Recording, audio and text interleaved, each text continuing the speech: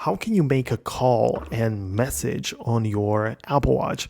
Now, how does that work? Well, it all comes down to the type of Apple Watch you have, because there are like two general types. Like there is the cellular and a non-cellular GPS only Apple Watch. And if it is a cellular and you have an eSIM installed, then you don't need to be close to your iPhone. You don't even have to have it around. You can perform everything from the watch.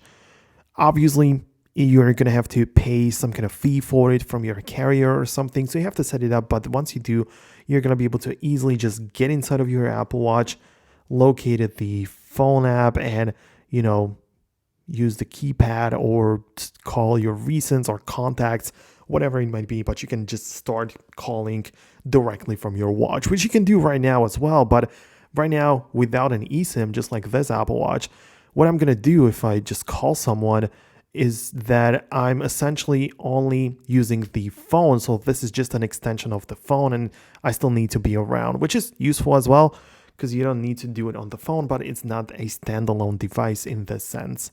Also, you need to locate the messages to perform or send a message, right? So just type that in. You can use your keyboard, or you can just scribble or have some suggested.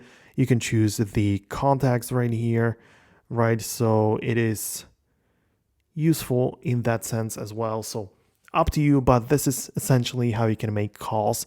So yeah, this is important to know if you have the cellular or if you have the eSIM, and if not, then you will need to have your phone around. But actually performing it is pretty simple because you can just get inside of the phone app or messages and start doing the process. So I hope you found this video helpful. If there are like more questions you have on your mind or something you want to let me know about, there is a comment section for you. But most definitely subscribe to Foxtecc so you never miss out on new tips and tutorials in the future. See you guys later.